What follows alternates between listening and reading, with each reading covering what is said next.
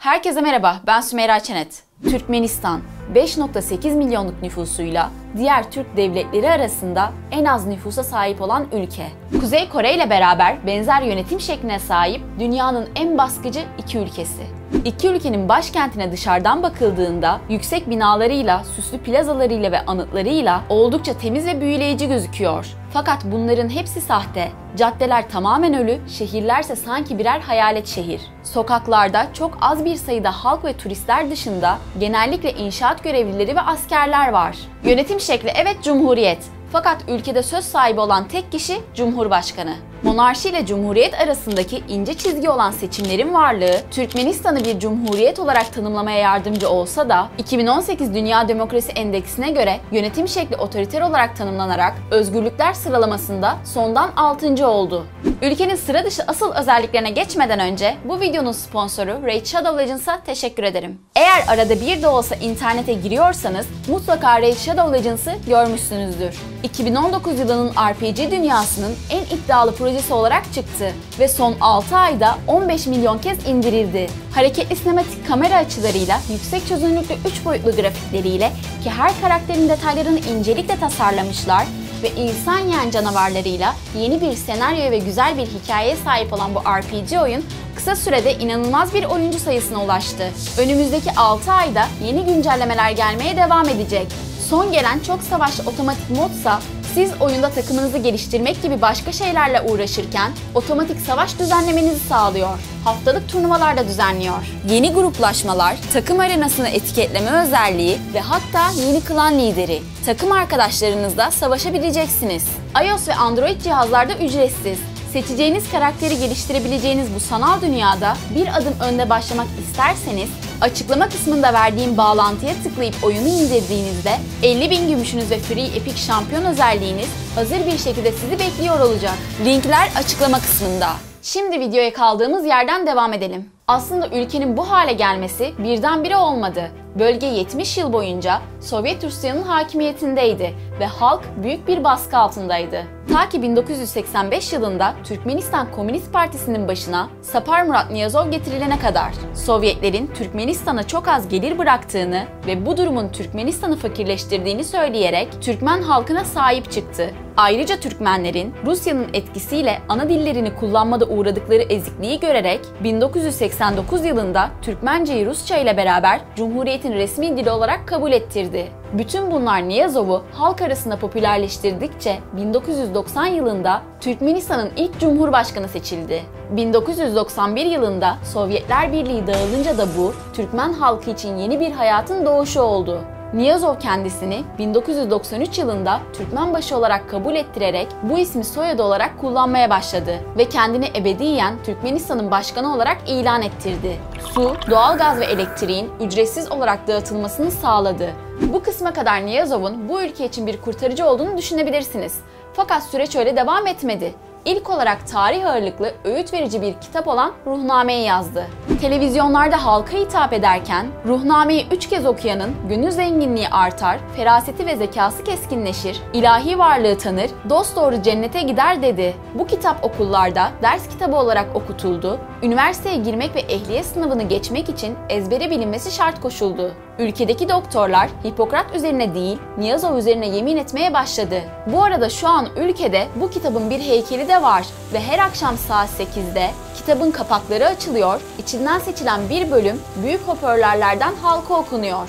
Niyazov takvimlerdeki ay isimlerini kendi ve yakınlarının isimlerine göre değiştirdi. Mesela yılın ilk ayına Türkmenbaşı ayı ismi verilirken aylardan birine de annesinin adını verdi. Bugün annesi olan Gurban Sultan milletin annesi olarak tanımlanmakta. Başkent Aşkabat, Türkmenbaşı'nın annesinin anıt ve heykelleriyle donatılırken pek çok caddeye, sinemalara, bir parfüme de adı verildi. Hatta ekmeğin bile adı değişti. Kendisinin ise altından bir heykeli yapıldı. Bugün ülkenin her tarafı resimleriyle donatılmış durumda. Kulağa medyanın uydurduğu asparagas bir bilgi gibi gelecek ama ilginçtir ki Niyazov 2001 yılında gerçekten kendini ülkenin ulusal peygamberi ilan etme niyetinin olduğunu belli etti. Fakat tepkiler üzerine bu isteğinden vazgeçmek zorunda kaldı. O zamanlar tüm banknotların üzerinde onun resmi vardı ve beyazlamış saçlarını siyaha boyayınca eski paraları tedavülden kaldırdı, yerine siyah saç resminin basılı olduğu paraları tedavüle soktu. Sokaklarda sigara içmeyi, arabalarda radyo dinlemeyi, opera ve bale yapmayı, playback yapılmasını ve haber spikerlerinin makyaj yapmasını yasakladı. Hatta kokularını sevmediği için evcil köpek bakımını dahi yasakladı. İnsanların kendi evlerinde nasıl yaşayacaklarına karışmakla kalmadı, altın diş takılmasını ve gençlerin sakal bırakmasını da yasakladı. Ayrıca yayımlanmış yeni bir kararname ile insan yaşıyla ilgili sınıflandırmalar getirdi. Artık Türkmenlerin yaşlı sayılabilmesi için 85 yaşını geçmesi gerekiyor, ergenlik yaşı ise 25'e kadar uzanıyor. Takvimler 2006 yılını gösterdiğinde ise Niyazov hayatını kaybetti ve yerine şu an hala görevini sürdüren Kurbankulu Berdimuhamedov geldi ve işler yeni diktatörle daha da garipleşti. Siyasi muhalefete izin verilmeyen ülkedeki 23 gazete ve televizyon kanallarının hepsi devlete ait.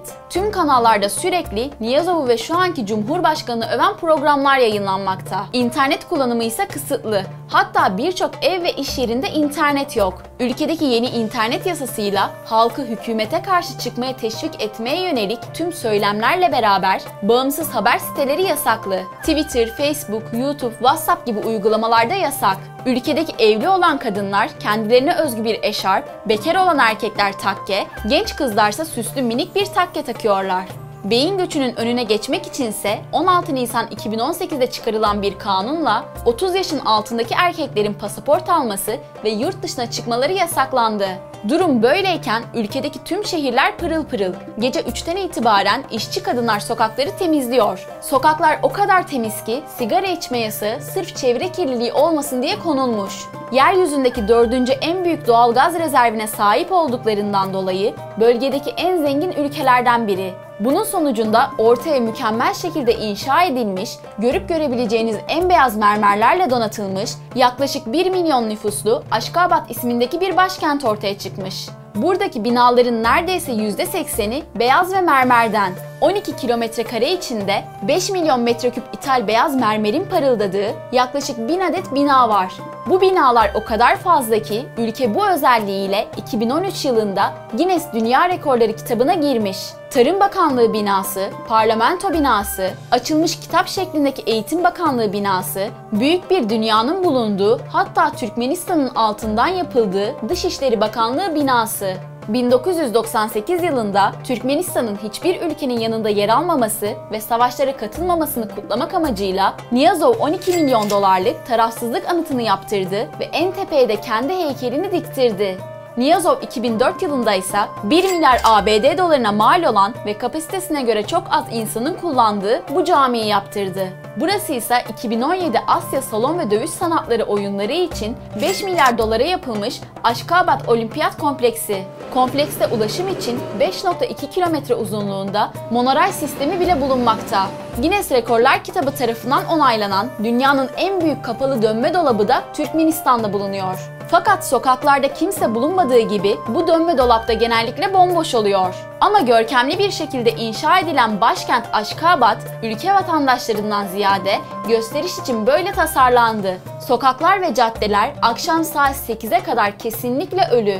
Akşamları çeşitli park ve kafelerde bir miktar hayat ortaya çıkıyor. Fakat akşam saat 10'dan sonra restoranların açık olması, 11'den sonra ise turistlerin sokağa çıkmaları yasak. Ayrıca 1 Ocak 2018 itibariyle yürürlüğe giren yeni bir kanunla mermer şehrin rengiyle uyumlu olmaları için renkli arabalar yasaklandı. Beyaz ve gri arabalardan başka araba yok. Cumhurbaşkanı ise yeşil spor bir arabaya sahip. Ülkede yargı etkisiz ve siyasileşmiş durumda. Alınmış mahkeme kararları Berdimuhamedov tarafından değiştirilebilmekte. Polis hiçbir sorgulama endişesi olmadan yolsuzluk yapabilmekte ve rüşvet alabilmekte. Rüşvet o kadar yaygın ki kirli arabayla sokağa çıkıldığında bile polis rüşvet isteyebiliyor. 2018 yılında hazırlanan Dünya Yolsuzluk Endeksine göre ülke, Zimbabwe, Mozambik, Kamerun gibi Afrika ülkelerinin gerisinde kalarak 180 ülke arasından en çok yolsuzluğun olduğu 19. ülke oldu. Yılda 10.000'den daha az ziyaretçisi olan Türkmenistan, dünyada en az ziyaret edilen 7. ülke konumunda. Vize almanın Kuzey Kore'de olduğu gibi zor olduğu ülkede her turist organize edilmiş bir geziye çıkmalı ve belirttiği otelde kalmalı. Çünkü olası bir durumda polis o kişiyi bulmakla uğraşmamalı. Ülkenin en turistik yeri Cehennem Kapısı adı verilen bu yer. Darvaza'da bir sondaj kulesinin etrafındaki zemin çöktüğünde jeologlar dünyanın sızan gazını yaktı ve böylece gaz köylere yayılmayacaktı. Jeologlar yakıtın birkaç saat içinde biteceğini düşünüyorlardı. Ancak bugün 48 yıl sonra bile Cehennem Kapısı adıyla bilinen bu ateşli çukur yanmaya devam ediyor. Bu arada Türkmen bir kızla evlenmek isteyen bir yabancı 50.000 dolar para ödemek zorunda. Türkmen bir erkekle evlenmek isteyen yabancıya ise devlet genellikle oturma izni vermiyor. %80'i çölden oluşan ülke topraklarının yalnızca %3.5'i tarıma elverişli. Toprak ve mülk sahibi olmaksa neredeyse bir hayal. Bireysel olarak Türkmenistan'da toprak sahibi olunamıyor. Sadece kurucu devlet başkanı döneminde yaklaşık 100 çiftçiye arazi devri yapılmış. Ayrıca devlet istediği kişinin malına istediği zaman bir mahkeme kararıyla ve adil bir tazminat vermeden el koyabiliyor. Şehrin parıltısını bir kenara bırakırsak insanlar gerçekten basit bir hayat yaşıyorlar. Türkmenistan vatandaşlarının %1'inden daha azı internet erişimine sahip ve tüm çalışanların %90'ından fazlası hükümet tarafından istihdam edilmekte. Tabii koyulan yasaklamaların yanında yapılan güzel uygulamalar da var. Dünya Kadınlar Günü'nde devlet tarafından kadınlara para ikramiyesi vermek gelenek haline gelmiştir.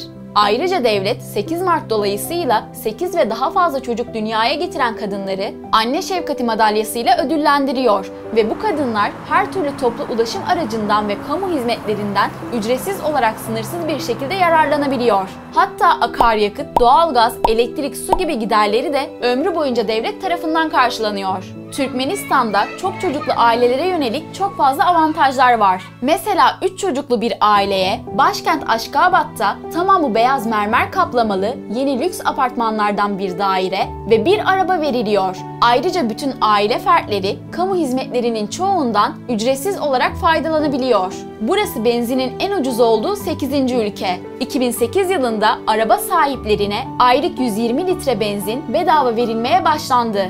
Devlet tarafından toy merkezleri adı verilen düğün salonları var ve burada yeni evlenecek çiftler düğünlerini ücretsiz bir şekilde yapabiliyor. Türkiye'nin yüz ölçümü Türkmenistan'ın yüz ölçümünün 1.6 katı iken nüfusları karşılaştırdığımızda arada çok büyük bir uçurum var. Tabii Türkmenistan topraklarının çoğu çöl ve aslında yapılan tüm bu yardımlar nüfusu arttırmak için izlenen bir yol. Tüm bu yardımlara rağmen sanılacağının aksine halk zengin değil ve adeta kapalı bir cezaevinde yaşamakta. Ülkenin zengin yeraltı kaynakları hali hazırdaki 5-6 milyonluk nüfusu doyuramıyor ve neredeyse Türkmenistan'ın çalışabilecek yaştaki nüfusunun tamamı iş gücü olarak çoğunlukla Rusya ve Türkiye'ye kaçmış durumdalar. Kısacası dünyanın doğalgaz rezervleri bakımından 4. sırada bulunan Türkmenistan'ın halkı adeta varlık içinde yokluk çekmekte. Ülkede sık sık insan hakları ihlalleri gerçekleşmekte, siyasi kısıtlamalar ve keyfi tutuklamalar sıradanlaşmış durumda. Umarım videoyu beğenmişsinizdir. Her hafta beraber seçtiğimiz bir ülke hakkında